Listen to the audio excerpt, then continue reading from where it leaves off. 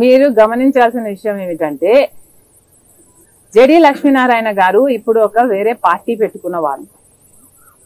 అప్పుడు ఆయన చేసిన పనికి ఇప్పుడు ఆయన మాట్లాడుతున్న మాటలకి తేడా ఉంది. ఎందుకంటే అప్పుడు ఒక పొజిషన్ లో సిబిఐ ఆఫీసర్ గా ఉన్నాడు, ఇప్పుడు ఆయన రాజకీయ పార్టీకి అధినేతగా ఉన్నాడు. కాబట్టి in the light of the given situation ఎలక్షన్ల నేపథ్యంలో ఆయన చేసిన కమెంట్ రాజకీయం కూడా అయ్యుండొచ్చు. I'm just saying that this is not right. ఆయన అప్పటి పదవిని ఇప్పుడు అడ్డు పెట్టుకొని మాట్లాడడం, అది కూడా ఒక రాజకీయ పార్టీ అధినేతగా మాట్లాడడం తగదు. కనుక నేను పర్సనల్ గా I'm not going to give any value or credit to the statement he made.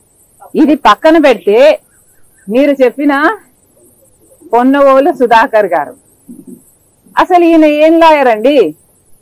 ఈయన ప్రత్యర్థి చేస్తున్న ఆరోపణ తప్పు అని నిరూపించాల్సింది పోయి, నేను చేస్తున్నది ఆరోపణ, నేను చెప్తున్నది నిజము అని నేను చెప్పడమే కాకుండా ఆయన ప్రెస్ మీట్ పెట్టి ఆయనే భుజాలు తడుముకుంటూ నేను చెప్పింది నిజమని ఆయనే చెప్తున్నాడు.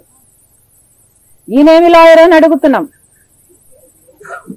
ఒక మహిళ అన్న సంస్కారం లేదు, మాట్లాడుతున్నది రాజశేఖర్ రెడ్డి గారి బిడ్డ గురించి అన్న సోయి లేదు,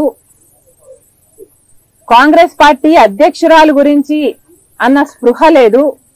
ఏకవచనముతో నన్ను సంబోధిస్తూ ఊగిపోతూ ఆయనకున్న టాలెంట్ స్వామి భక్తి, జగన్ భక్తి అని నిరూపించుకున్నాడు. అంతకు మించి ఆ ప్రెస్ మీట్ లో నాకు ఇంకేమీ అర్థం కాలేదు. ఇక్కడ ముఖ్యమైన విషయం గమనించాల్సింది ఏమిటి అంటే, నిజానికి సిబిఐ ఎఫ్ఐఆర్ లో కూడా రాజశేఖర్ రెడ్డి గారి పేరును చేర్చలేదు. చేర్చకపోతే ఇదే పొన్నవోలు సుధాకర్ రెడ్డి గారు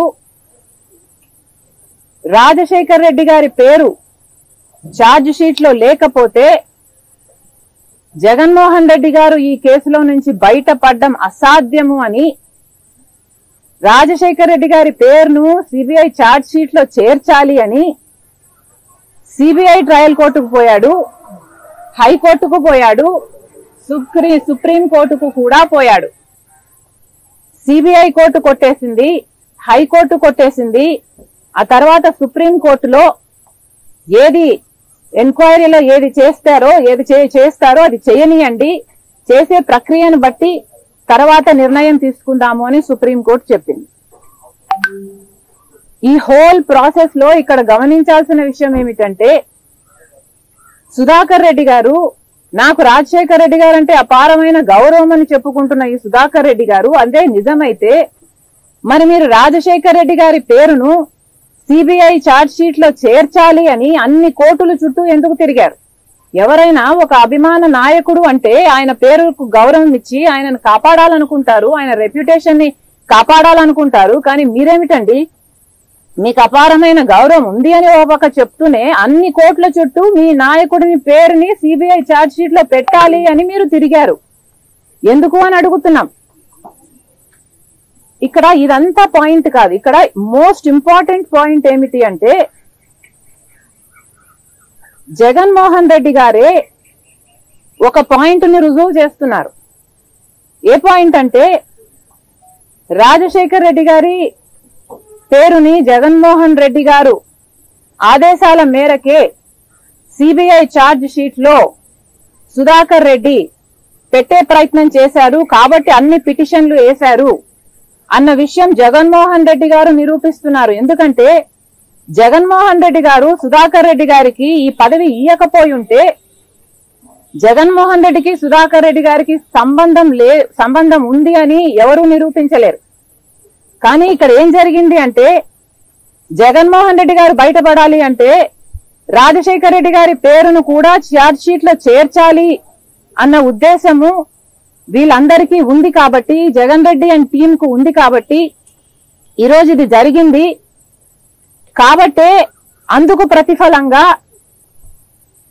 అడిషనల్ అడ్వకేట్ జనరల్ పదవిని సుధాకర్ రెడ్డికి ఇవ్వటం జరిగింది అని నేను ఆరోపించటం లేదు.